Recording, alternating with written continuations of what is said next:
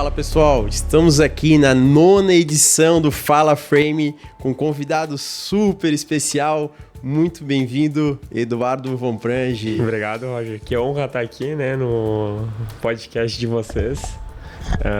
Muito esperado aí, tá aí, né? Foram algumas agendas, mas conseguimos aí casar.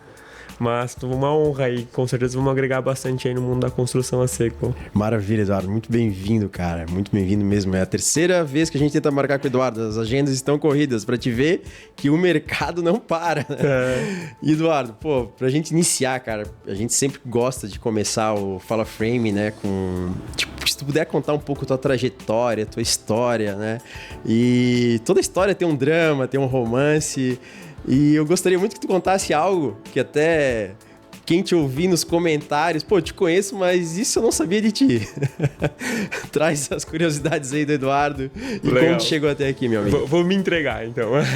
Legal. Então, sou engenheiro civil, atuo aqui na região, né, de Santa Catarina. E eu acho que eu me envolvi, né, nesse mundo da construção, até antes mesmo de decidir a minha profissão. Morava, né, em Itapema e eu vivia aquele boom do mercado imobiliário ali de 2012, 2013 e estava naquele processo de adolescência, ter que decidir, né, minha profissão, e eu olhava em Itapema assim, toda rua um prédio, né? Eu pensava assim, cara, quero uma profissão estável, né, quero ganhar dinheiro, eu pensei assim, eu vou ser engenheiro, né? E fui nesse caminho, né, e... O legal é que em um determinado momento assim, da faculdade eu entendi assim, quero trabalhar em obra. Vou ser engenheiro de obra e fui para a obra. E depois, ao longo aí do processo, quando eu fui para projeto, trabalhei em outras áreas e conheci o mundo do drywall. Isso aí meio que acho que mudou a minha carreira. Porque eu estava naquele período, né? Tu se forma, tu meio que tá se descobrindo ainda. Tava numa baita empresa que era a FG. E a FG tinha meio que um pepino, assim, né? Tinha um empreendimento residencial, frente mar, ia ser em drywall, já era uma decisão. Uau! E, assim, tipo, tinha que ter alguém para encabeçar isso.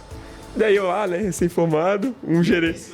2018. Aí vem um gerente de São Paulo, olhou assim, aquele menino lá dedicado... comprometido, vou jogar esse rojão pra ele, né?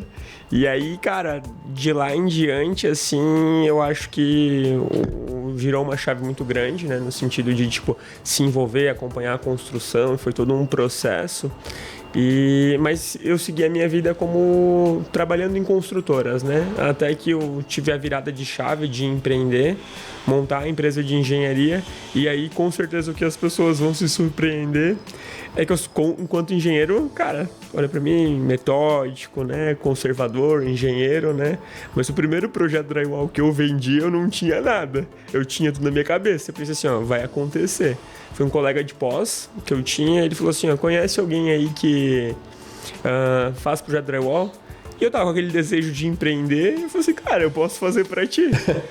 Mas, obviamente, né, eu passei muita confiança, assim, eu já fiz, mas assim, tipo, é um conhecimento que tava lá guardado na minha cabeça e vamos ver. Ele disse assim, não, bora, vamos fazer. Só que daí ele fechou 1, 2, 4. E ali a empresa começou a acontecer e isso faz já uns 2 anos. Mas assim, de lá pra cá, assim, o mercado daí engoliu a demanda do drywall, assim. Foi uma coisa que eu olhava pra empresa num sentido de coordenação, gerenciamento de projetos, que é um dos escopos que a gente faz. Só que o drywall, ele nos engoliu, assim, de dada a necessidade no mercado, sabe? E qual foi o momento que tu percebeu, assim, que a construção industrializada ia... né, com essa força, assim, no Brasil, vim com essa força? Eu vou te falar assim, quando a gente fala de uma FG, né, que nem a empresa que eu atuava, a gente tá falando lá de 2019, a empresa já tem a visão de construção a seco, e eu até pego o gancho com as obras de Itapema que eu via, né? Obra suja, reboco, processo artesanal, caçamba de entulho dominando tudo, e daí tu olha, tipo, uma empresa líder de mercado com essa visão. Só que tem um delay para isso chegar, vamos dizer assim, a gente está falando na exceção do mercado, né?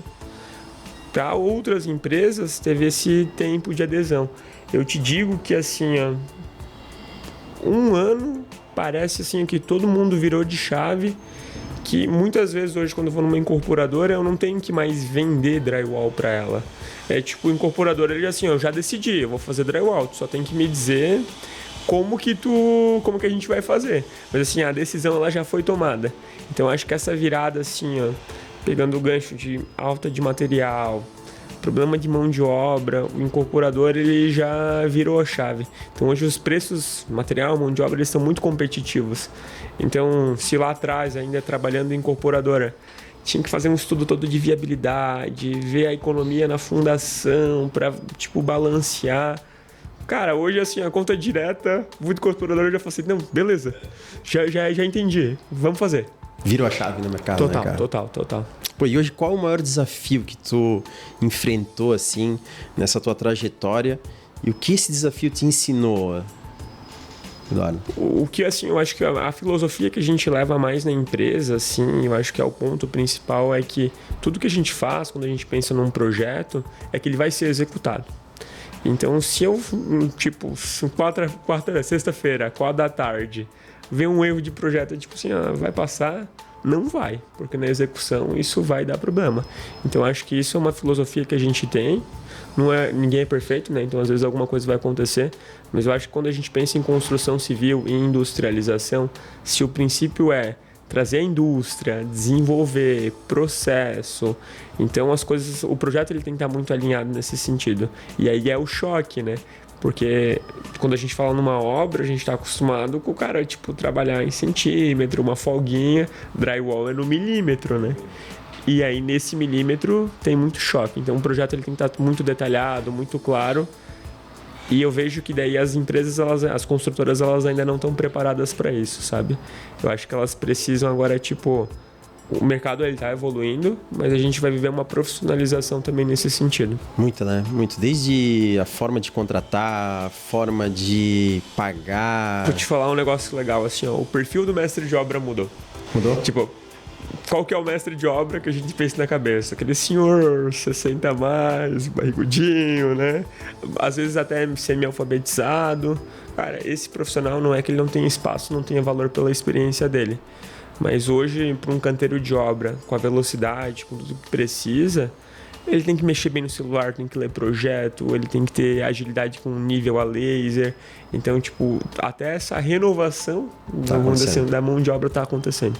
Incrível. E hoje, quem domina a obra? Quem executa ou quem especifica? Os dois. Por quê? Cada um tem o seu papel, né? Então, assim, uma especificação assertiva... A gente vai começar com um projeto, ele vai entrar num orçamento da construtora, então isso tem que estar dentro de uma viabilidade. Então o incorporador, ele não, obviamente, né, ele vai estar preocupado com um processo construtivo, mas a especificação ela tem que estar compatível com o padrão do produto. Então, por exemplo, a gente pega um produto frente-mar, ele te permite botar uma chapa diferente, uma lã, uma parede dupla, tem uma série de soluções. Às vezes um produto mais médio tem algumas formas de tornar ele mais econômico. Isso quem domina é quem faz projeto.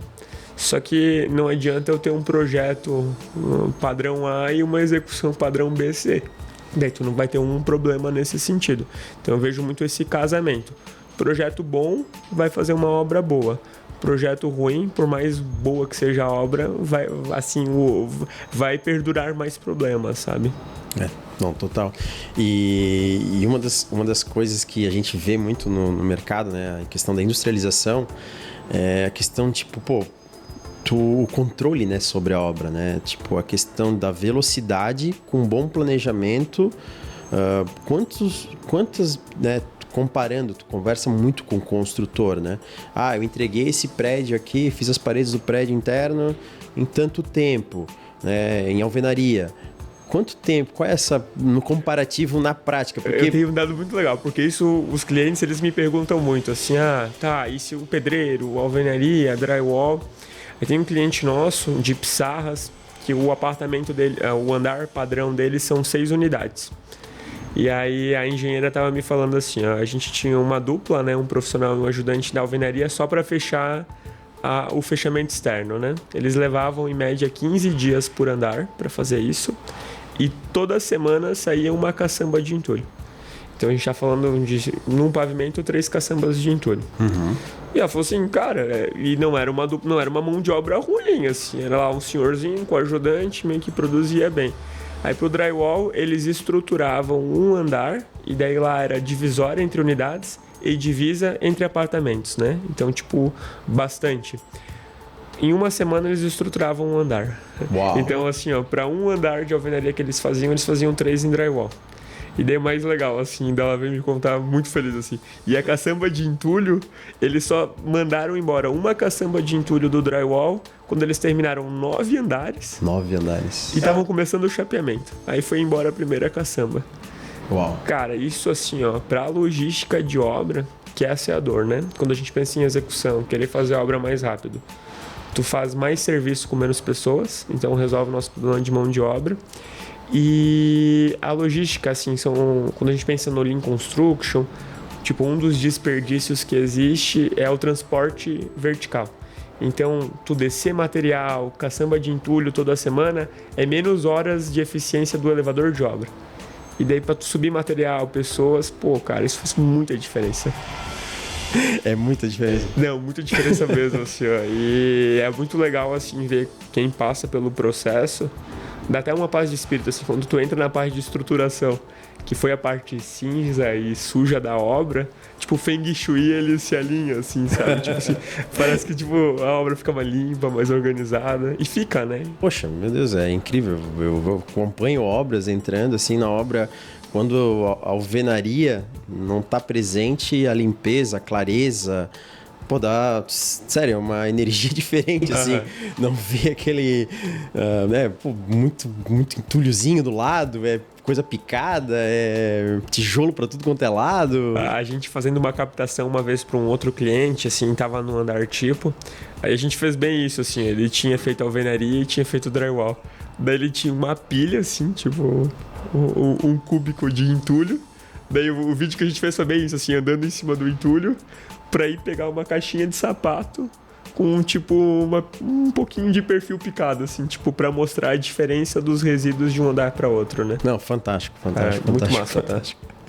Sabe quantos metros quadrados já projetou, especificou, nada? A gente tá quase chegando no 1 milhão.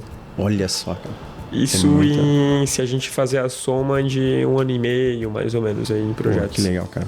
E qual é o impacto real, assim, de um bom projeto executivo, detalhamento na obra? Cara, e onde se perde o dinheiro? Acho que o primeiro ponto é tu alinhar as expectativas, sabe? Então, assim, enquanto incorporador, eu tenho um orçamento. Então, só o fato de tu ter um projeto... Quando isso mal feito, né? O dinheiro... Tipo assim, não tá bem feito, onde é que se perde dinheiro, né? Quando é mal feito. E eu vou te falar assim, o que eu vejo hoje com um projeto de especificação, claro, o teu processo de cotação, ele é muito melhor, porque assim, se eu pegar meu projeto arquitetônico e soltar mercado para orçar, o fornecedor A vai orçar uma coisa, o fornecedor B vai orçar outra. E aí? Tô dentro da norma, não tô, tá especificando bom material, tá compatível com a minha realidade. Se eu for falar com o fabricante, ao mesmo tempo o fabricante ele vai dar a visão do fabricante, que é vender chapa, dar boas soluções. Então o incorporador ele se vê um pouco perdido nisso, sabe? Sim. Então a clareza assim do processo de tu ter uma especificação que tu pelo menos garante que tá todo mundo cotando banana com banana, isso já vai fazer muita diferença. E o desperdício daí ele vem justamente disso, né? Então assim, atendeu norma, tem clareza de projeto, quando tu chega na execução, tu evita falhas. Então tem coisas às vezes que são assim detalhezinhos que passam em projeto, mas se a gente pega isso, a gente resolve o problema. Porque tudo na obra custa mais caro, né? Então assim, hoje eu mudar um projeto não custa nada para a obra. Se eu tiver que mudar na obra, vai custar muito caro. E aí é no retrabalho que tu começa a perder tua margem de lucro, né? Sim. E o drywall, se ele não é bem compatibilizado com as outras disciplinas, ele é uma bomba. Uma bomba. Isso que eu ia falar, assim, a metodologia BIM, né? Ela reduz mesmo um retrabalho ou é muito subutilizado no Brasil, assim? Como é que tu vê o mercado Vou hoje? te falar que hoje em dia, assim, é uma realidade, sabe? Então, hoje, se tu quer trabalhar com construção verticalizada, tu precisa trabalhar com a metodologia BIM. E o que significa esse BIM, né? É a construção virtual. é tu construir o prédio virtualmente para depois tu construir ele no mundo físico. Então, tu vai ter lá a tua estrutura, a tua arquitetura e o drywall ele entra com isso. Só que, ó que coisa louca, assim, ó. Tem um cliente nosso que ele tava explicando, ele fez uma visita, ele aprendeu uma coisa e ele replicou. A gente tem um prédio alto que a gente está fazendo um projeto de drywall. E aí, o que a gente fez? A gente lançou os montantes antes da empresa de instalação lançar os pontos de água, de elétrica. E daí, o que ele falou assim, ó, eu já orientei a equipe da elétrica a fixar a caixinha elétrica direto no meu montante. E se tu for comprar isso, tu pode comprar uma travessa. Só que essa travessa custa tipo uns R$10. Então pensa, cada pontinho elétrico mais R$10. E se tu fixar no montante, menos R$10. Olha o custo evitado. Vamos pensar assim, ó. Não, fácil, ele economizou uns R$100 mil, assim, facinho. No projeto. Então ele pagou o projeto drywall, ele pagou mais um outro projeto. Sobrou. Então é isso que eu digo, assim, ó, o BIM, ele vem para ajudar quando bem feito. E isso vai desdobrar para um planejamento, para um orçamento, né? Então é muito sobre tu usar a tecnologia a teu favor, né? E até para a própria questão do canteiro, assim. Como eu te falei, os mestres hoje, o perfil tá mudando, né? Então ele é um cara que ele olha projeto, ver um modelo 3D às vezes já dá uma clareza muito grande do que vai fazer, o que passa por cima, o que passa por baixo. Então ter isso em posse, na mão assim da obra faz muita diferença. Pô, que legal. E nesse dia a dia, assim, Edu, quais os erros assim, mais comuns assim, que tu vê? Às vezes até, né? Talvez até nem é teu trabalho. Mas eu vou te falar uma coisa assustadora, tá? Eu já vi muito executor que não usa banda acústica. Assim, ó, e tipo, não sabe da realidade de banda acústica. E... Fala pro público, às vezes, assim, qual que é a consequência disso? A banda acústica, ela existe justamente para ela ocupar a fresta entre o perfil, né, que a gente tem a guia, com o teu substrato, seja o teu contrapiso ou teu piso de concreto. E aí a banda acústica, ela é justamente para vedar essa fresta. E essa fresta, assim, a acústica, qualquer fresta é a maior vilã. Tu tem assim uma redução do teu desempenho acústico com fresta muito significativo. Então, não usar a banda acústica é pegar um super canhão que tu tem, que é um baita desempenho acústico, e jogar pro ralo. Que é o caso das portas também. Se tu não tiver um sistema de vedação adequado na tua porta, tu pode ter a melhor parede do mundo, o som vai fugir pela porta. Ele se propaga muito fácil, né? Muito fácil. E... nessas andanças aí com os clientes, a gente fez um teste muito legal, que foi entrar num decorado, que era em drywall. Aí a gente ligou o home do decorado, então a música lá atorando, e a gente gravou assim com um aplicativozinho de celular o desempenho acústico que estava dando no celular. A gente vai, fecha a porta e vai pro outro cômodo. Como tudo lá foi feito bem certinho, cara, isolou 100%. Tava assim um ruído tipo 90 decibéis. Quando a gente foi pro outro lado, zerou, assim. Eu falei, pô, animal, tá? Animal, né? Na prática, né? E é muito massa que, assim, ó, a obra atorando, elevador subindo, descendo, tu entra ali, dá até um tipo... um som, assim, de tranquilidade, sabe? Dá uma paz. E comparado com a alvenaria e o drywall, qual que é o desempenho do drywall hoje, né? Numa composição, né, padrão de drywall com alvenaria? Isso é bem legal assim comentar, porque a gente tem que pensar assim, ó, o drywall, ele tem uma estratégia acústica diferente da alvenaria. Então, vamos pegar o caso mais extremo, uma parede de concreto. A parede de concreto, ela é pura massa. Então, ela precisa muita massa para absorver a acústica. Então, eu só vou conseguir ter um desempenho de 60 decibéis com uma parede de 20 maciça de concreto. Quando eu penso na alvenaria, e a nossa região aqui é um pouco tradicional em utilizar a alvenaria, porque a gente tem as olarias, tem uma mão de obra e matéria-prima muito próxima, né? Então a gente usa muito o tijolo com os furos na horizontal, que não é uma realidade a nível Brasil, né?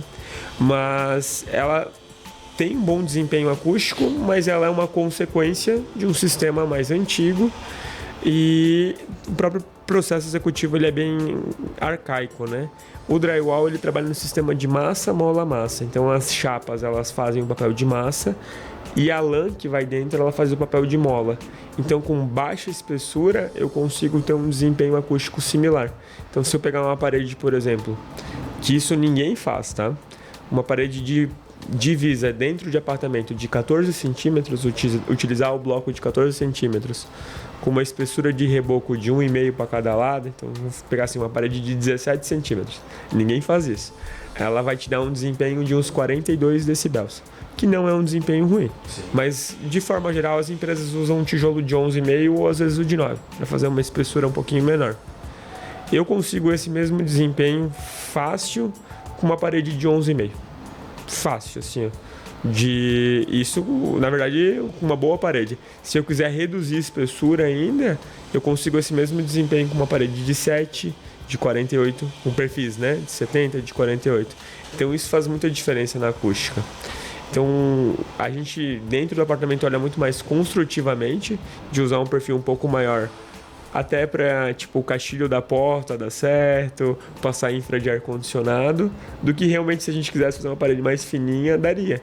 Isso para o cliente é maravilhoso, porque ele está ganhando área útil, né? Nossa. Então faz muita diferença, né? E eu percebo assim, né? Tu tá mais no dia a dia conversando com o construtor, ou até as pessoas, assim, acho que o mercado, a questão do preconceito, né? O tal daquele que tu vê um vídeo, um filme, que o cara tipo se joga e passa... da tarde, né? Vai, corre a parede e... se joga pro outro lado, como se fosse algo frágil, né? Uhum. Existe essa questão do preconceito, né? Existe, mas eu vou te falar, hoje também, assim, eu acabo fazendo muito... Às vezes as consultoras me pedem para fazer treinamento para imobiliário. E é muito legal, assim, ó, se pensar lá, vamos botar aí quase, sei lá, 8 anos atrás, quando a FG começou, era treinamento com corretor, leva em apartamento decorado, bate na porta, olha... Na verdade, assim, uma que se tu entrar no apartamento, tu nem vai saber que é drywall ou alvenaria. Isso é um ponto. Na verdade, o drywall já vai ser um acabamento melhor. Mas... Então, assim, nesse sentido, a percepção estética não muda nada. No olho tu não consegue. Não consegue. E hoje, como já é uma realidade de mercado tão consolidada... Tipo, os incorporadores, eles vêm assim, com medinho assim pra mim.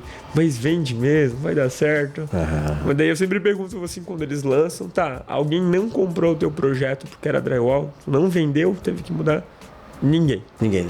Me fala assim, cara, o cliente uma que o cliente nem vê isso, porque tá no memorial descritivo, e se vê, a analogia que eu faço assim, ó, o cara que vai comprar um apartamento hoje aqui na nossa região, 1 milhão e meio ou muito mais, né?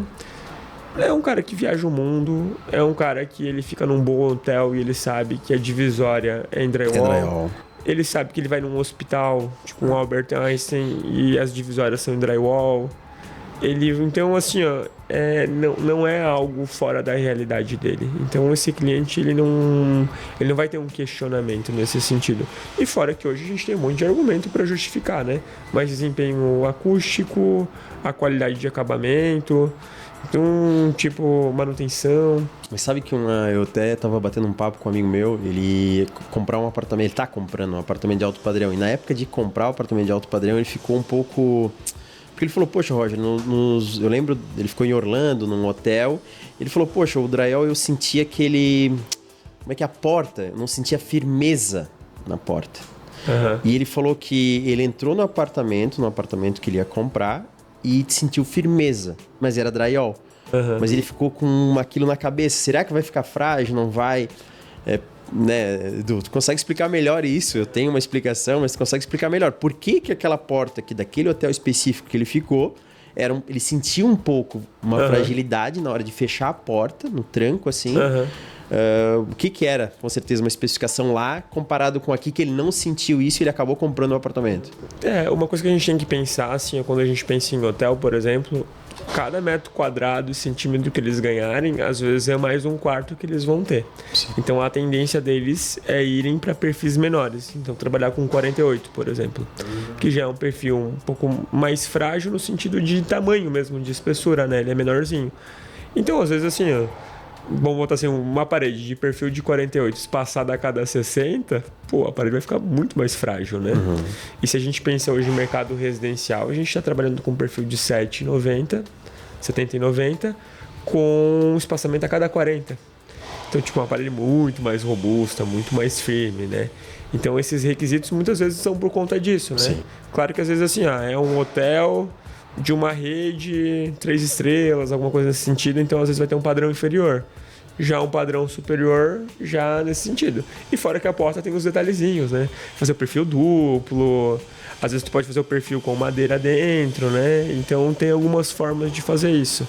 Não, isso é o que faz a diferença. Né? Exatamente. Para um alto padrão, para te não sentir reverberar, não sentir uma... A gente até enfrentou um desafio recentemente, um empreendimento ali da Praia Brava, tipo, padrão, assim, né? Milhões. Esse, assim, tudo que imaginar eles têm, né? E daí a questão deles, eles têm uma especificação de porta piso-teto, então não é uma porta 2,10, é uma porta tipo 2,60, 2,70, pesadíssima. E daí eles queriam saber, tá, e aí, como é que a gente vai fazer com o drywall, qual que é a estratégia? Daí junto ali com os fabricantes a gente bolou uma estratégia de trabalhar com o perfil revestido com madeira, né? Pra ter um ponto de fixação melhor para essa porta. Então é muito específico assim, né? Bem... Mas, pô, não tem, né? É fantástico, né? Não, muito massa. É muito bom, né? Sabe que cinema... um projeto de fazer um cinema acaba usando o metal e um pouco de madeira, porque a acústica tem que ser absurda, né? E para não reverberar, imagina, 4 salas uma do lado da outra, né? Não passar o som. E é tudo em construção a seco, 100% em construção a seco. Steel frame e drywall. Isso é uma coisa que a gente fala bastante, assim, que os clientes eles vão atendendo alguns níveis de maturidade, né? Então, às vezes, o construtor ele quer começar a trabalhar com drywall, ele começa mais tímido. Então, ele vai fazer a divisa interna dos apartamentos. Daí, numa segunda obra, às vezes, ele já quer tirar a parede de divisa das unidades. E daí, a gente trabalha muito com o perfil duplo e com chapa no meio, de sacrifício. Então, tu faz uma parede bem grossa, assim, né? E é o mesmo estilo de estratégia de parede de cinema. Né? Daí tu conta isso pra eles, eles piram. Assim, porra, tô vendendo parede de cinema pro meu cliente. Daí eles vão à loucura. Nessa hora, quando eu falo isso pras imobiliárias, todos os corretores, né, anotando assim, parede de cinema. Teve um corretor que falou assim, ultra desempenho acústico. Legal, então, né? cara, bem legal. Não, fantástico isso. Parede de cinema. Dá pra dar um corte nisso, hein? Né, Luiz? Então, poxa, por que não usar o drywall, né? Eu acho que realmente... Mas, por exemplo, assim, tu se formou em que ano, Edu? Eu me formei em 2016. 2016, não faz muito tempo.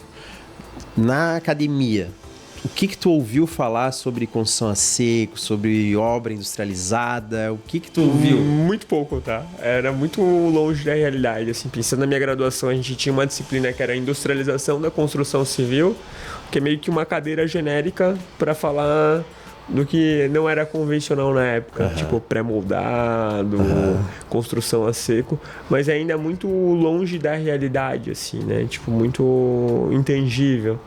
E aí tu tem que buscar curso, a vida profissional meio que te forma nesse sentido, né? E será que a academia hoje, eles estão abordando? Como é que tá, né? É uma coisa que me pega, assim, que eu converso com muito engenheiro e arquiteto, recém-formado, e eles continuam falando que não se aborda. Eu acho que também é uma formação ainda muito generalista, né? Se a gente pensar assim, o engenheiro civil e o arquiteto, que são os principais profissionais que vão trabalhar aí nesse segmento, né? A gente ainda carece bastante assim de formação técnica para isso, né? Tanto que muitas vezes os próprios fabricantes meio que acabam absorvendo isso, né? De fazer treinamento. A indústria tá muito... vou te falar assim, a minha formação enquanto, né, especialista, né, no mundo da construção a seco foi um curso que eu fiz em São Paulo com um fabricante específico, um curso de montador de light steel, que assim, foi 2, 3 dias. 3 dias? Parecido com o que vocês também propõem, assim, aquele curso de montar alguma coisa, ver o que é um projeto, e o resto foi experiência profissional. Profissional, no dia, no campo, né? A prática leva uma evolução, né? É que hoje tu até tem cursos de especialização mais específicos, assim, né? Mas ainda assim, é algo que daí eu acho que é um nicho muito específico ainda, sabe? E hoje, né, surgiu, tu falou um pouquinho, mas explica um pouquinho mais como surgiu a Vomprange, assim, como que é o modelo de trabalho de vocês? Isso é legal também, as pessoas ouvirem, né? Não, legal. A Vomprange, ela surgiu dessa vontade de, enquanto trabalhando em construtora, né, então eu ocupei diferentes funções. Fui analista de projeto, depois virei coordenador, trabalhei na área de inovação, trabalhei em assistência técnica, que é pura bucha. Depois fui subindo assim no corporativismo, né? Cheguei a ser gerente de engenharia, de incorporadora, com mais pessoas. Só que eu sempre tinha a sensação que quem trabalha em construtora é muito esgotado. Porque o dia a dia da construção civil ele é muito difícil, né? Então, é gerenciar pessoas, tu vai falar com um empreendedor que está preocupado com fluxo de caixa, a resolver o problema que o servente não está varrendo direito. Então, assim, são muitos picos, né? E eu sentia que os fornecedores que me atendiam, às vezes eu sentia mais eu fazendo o serviço para eles do que eles para mim. Então eu senti muito essa necessidade de talvez entregar o que eu não estava recebendo no mercado.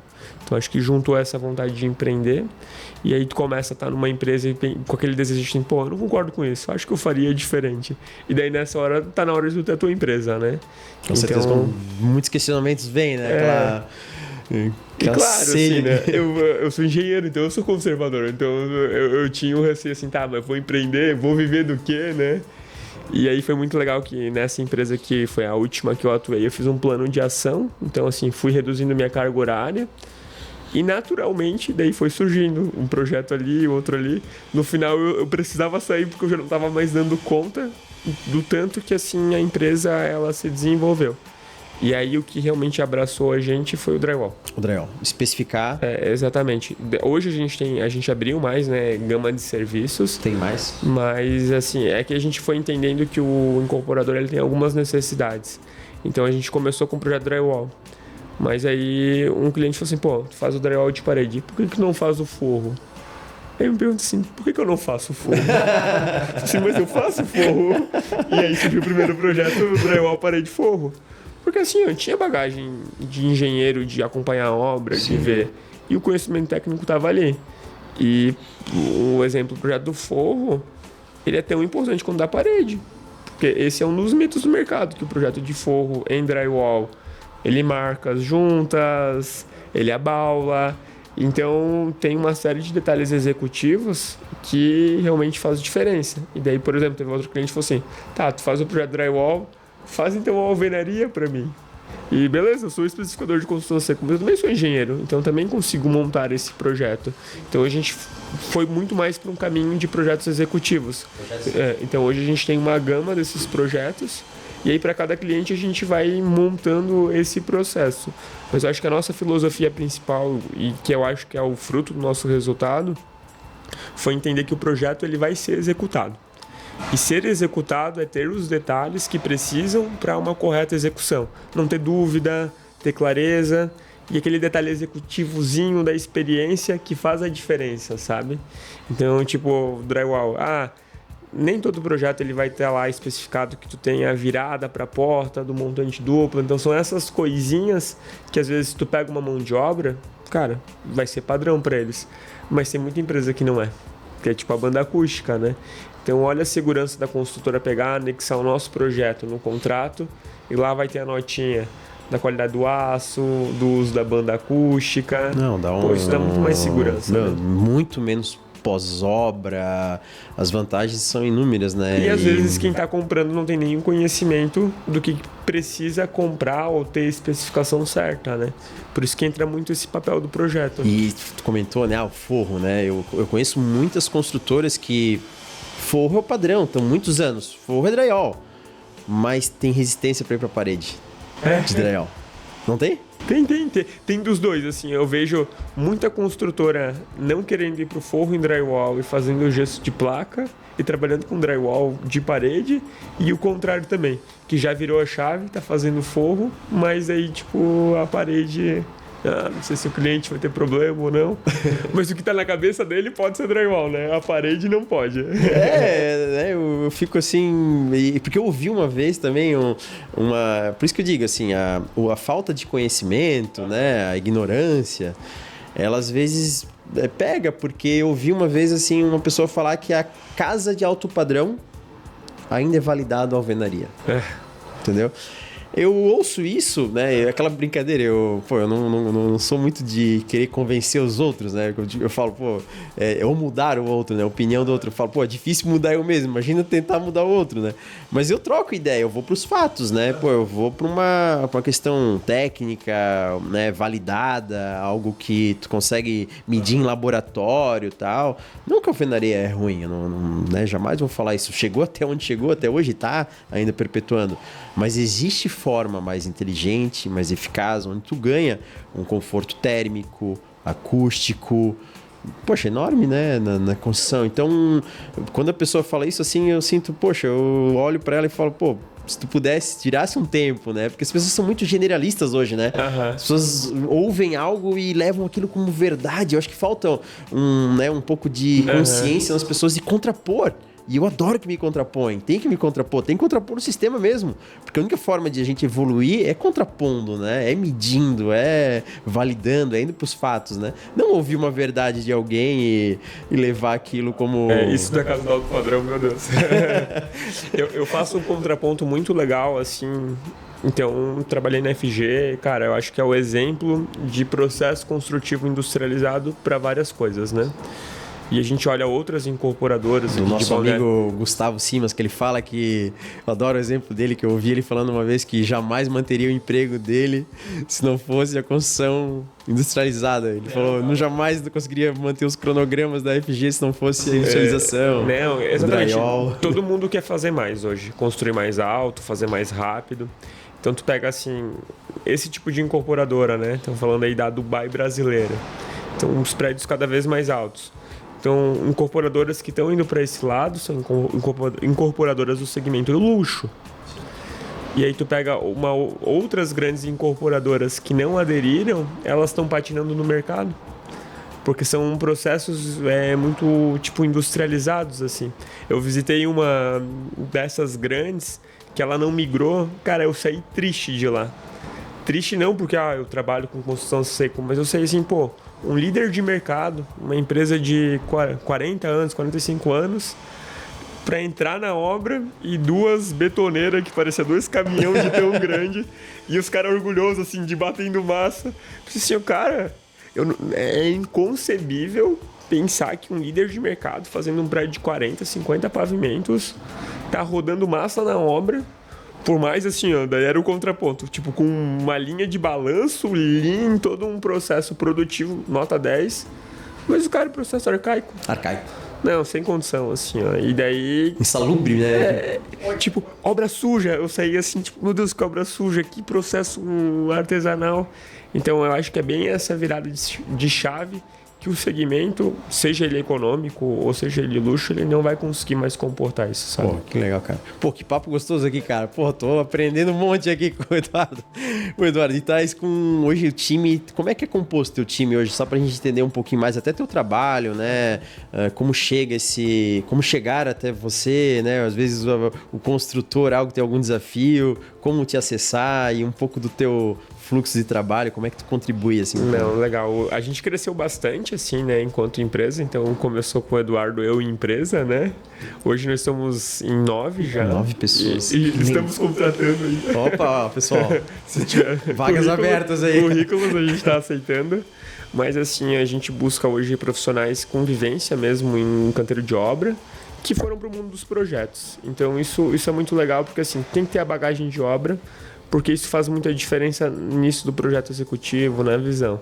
O conhecimento, drywall, forro, a gente ensina.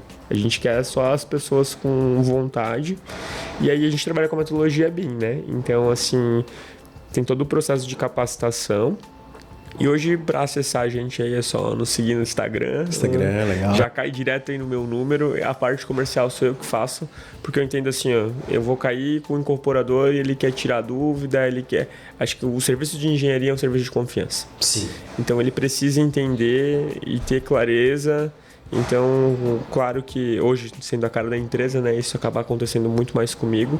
Mas então a gente estrutura esse processo justamente para dar essa segurança. Que a gente entrega projeto, né? Mas eu sempre deixo muito claro que eu quero capacitar o meu cliente para ele saber por que ele está tomando a decisão.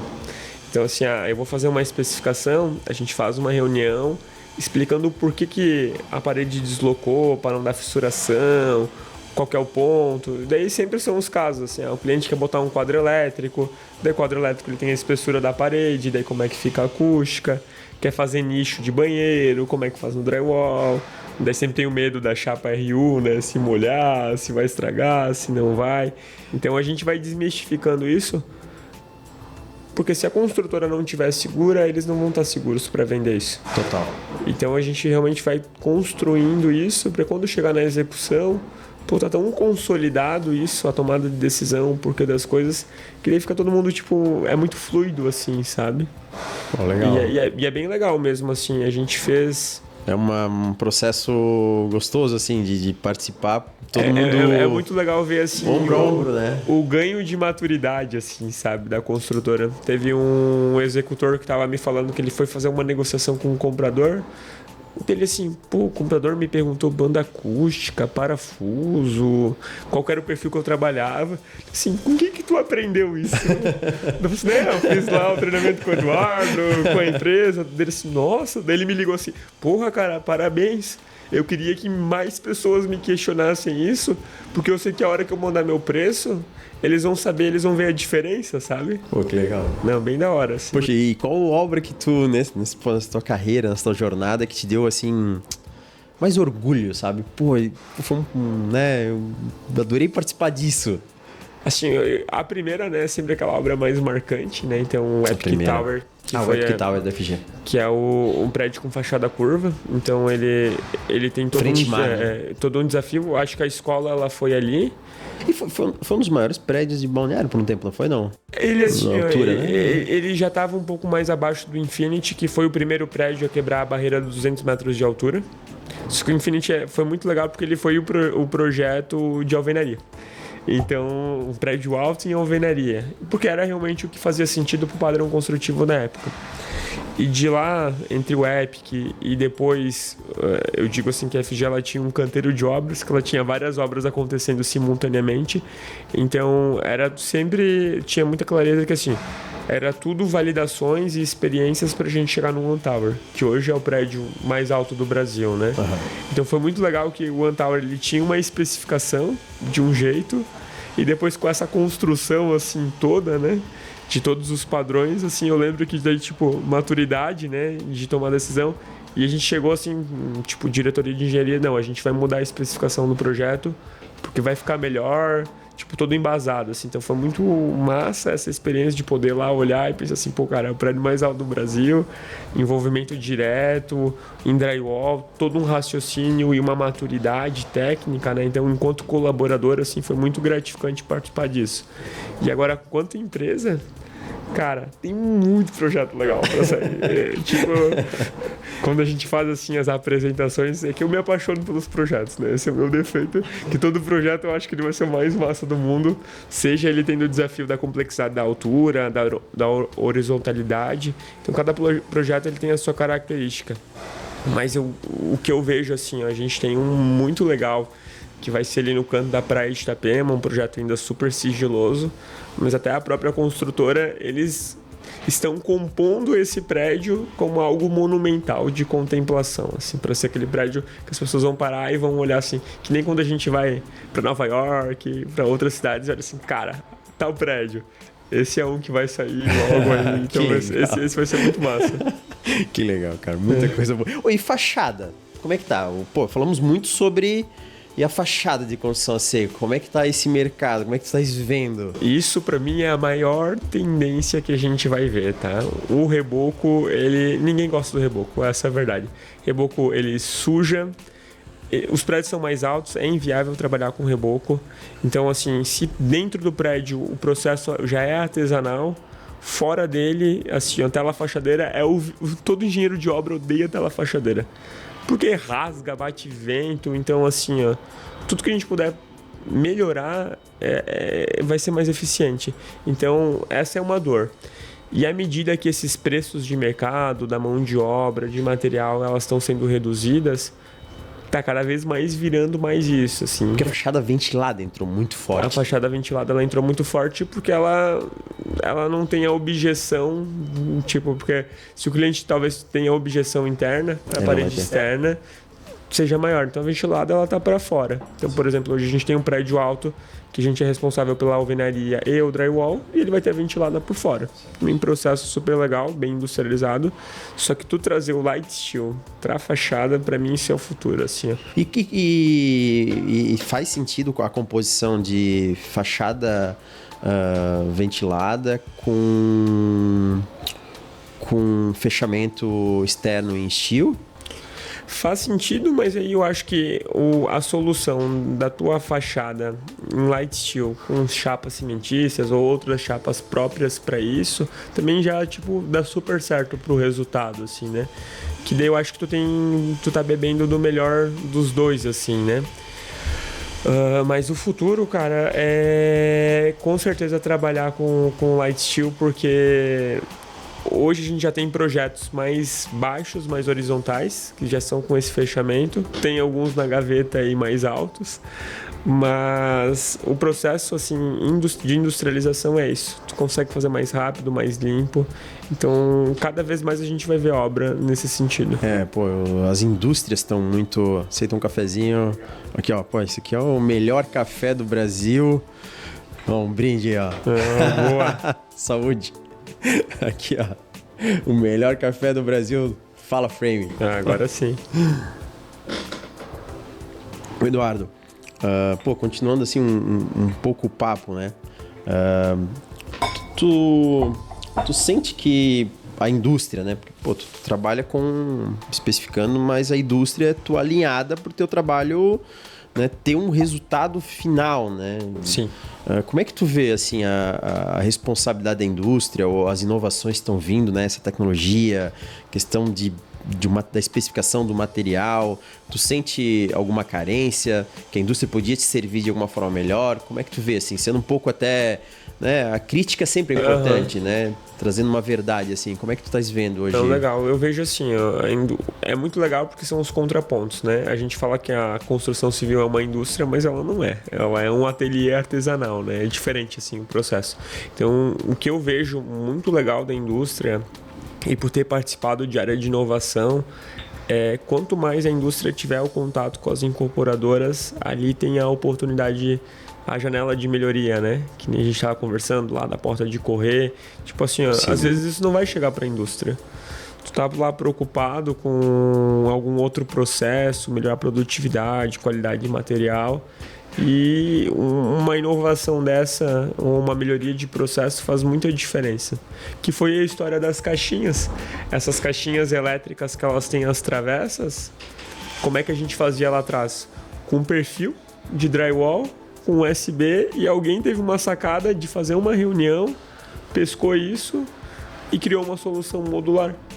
Então, tipo, olha o ganho de produtividade. Nossa, meu Deus. Absurdo. Então eu acho que esse é o ponto. Assim, a indústria ela tem que estar muito próxima do canteiro de obra. Que se ela entender a realidade do canteiro de obra, ela vai ver assim, essas indústrias plásticas mesmo. Cara, tem muita solução legal, muita solução. Amanhã até eu vou visitar a obra. Cara, eu coloquei como objetivo pra mim visitar a obra. Entendeu? Visitar a obra, que na obra tu aprende. Na obra tu enxerga. Na obra tu vê ali, sabe, pega pra capar, assim, a coisa acontecendo. Tu vê, tu ouve as dores. Por isso que eu digo. Nuances, né? Eu digo pra todo o time, porque a gente, como indústria, o nosso foco é o aço, né? Uhum. E a gente faz parte da... A gente não é a obra. Uhum. A gente é uma parte da obra. Então, a gente tem que fazer a conexão, né? O frame, tem que conectar bem para que dê fluidez, né? Uhum. Tu quer ver uma coisa muito legal nesse sentido que tu tá falando? Eu lembro que quando a gente tinha... Isso é uma dica que eu sempre dou pros meus clientes. Assim, quero mudar pro drywall. Eu pergunto pra ele, e qual que é o tamanho do teu elevador cremalheira? Uhum. Meu elevador é assim, assado. Eu falo assim, médio lá e vê se vai passar uma chapa ou não. Sim. Porque ele vai receber as chapas em pallet. Só que se ele não conseguir subir ela, ele vai ter que subir no carrinho. Total. Cara, isso faz uma diferença na logística. Absurda. E daí os que pegam, eles já falam assim, não, já arrumei meu elevador, agora tá tudo certo. E é um detalhe. E às vezes, assim, por exemplo, a tua entrega de aço, às vezes, se ela for num formato diferente, às vezes faz muita diferença pra logística da obra. Total. Tu tem que estar muito ouvindo a dor, a necessidade do cliente para atender ela, e aí tu consegue dar performance. Poxa, o papo aqui tá muito bom. Eu já ouvi falar que nosso tempo aqui tá esgotando. Se deixar aqui, nós vamos ficar... Ô, pessoal, né? A gente tá aqui, mas sem vocês isso aqui não existe. Então tem que curtir, tem que compartilhar. Por favor, compartilhem, né? Comentem aí. A gente ouviu aí os comentários de vocês pediram alguns convidados, a gente tá convidando. Então tem algumas pessoas que ainda não conseguiram agenda, mas logo vão vir, tá? Vão atender todos os pedidos. Pô, Eduardo, chegando nesse momento, assim, de finalização, porque se deixar, a gente vai longe aqui, cara. Tem muito assunto. Acho que tem que ter que marcar daqui a um tempo o teu retorno aqui. Que a gente vai trazer umas novidades de obras aí, umas parcerias bem legais aí que a gente vai fazer. Com certeza é só convidar que a gente aparece. Pô, legal, cara. E se tu puder, Eduardo, assim, né, pra quem tá entrando nesse mercado, né, ou deixar uma mensagem, sabe, tua, final... seria bem legal, sabe, te ouvir assim, mandar uma mensagem para quem tá entrando. Pô, bota teu coração aí, cara, seria bem legal ouvir. Legal. Então, pessoal, se você tá começando aí no mundo da construção a seco, né, se dedique, corra atrás das normas, faça o certo, né, e tudo que a gente botar no nosso coração, com certeza o trabalho duro ele se paga, né. Essa é a nossa filosofia, é assim que a gente faz, né. Se vocês também quiserem conhecer um pouco mais do nosso trabalho, sigam a gente aí no Instagram, né? avonprange.engenharia. Mandem as dúvidas de vocês, manda direct pra gente, a gente vai responder, estamos aí para ajudar. Se interessou e quiser trabalhar com a gente, pode vir também, que a gente tem bastante espaço. Ou senão a gente vai indicar um parceiro legal e o que precisar aí a gente está muito à disposição. Porque a inovação e a industrialização da construção civil é um caminho sem volta. Então... ou você já vai agora se preparando, ou tu vai ter que correr atrás, né? Então, vem com a gente que com certeza tem muita coisa legal para fazer. Pô, maravilha. Eduardo, muito obrigado, cara. Muito obrigado mesmo. Valeu, pessoal. Até a próxima. Vamos para a 10ª edição, então. Obrigado. Valeu, pessoal. Valeu.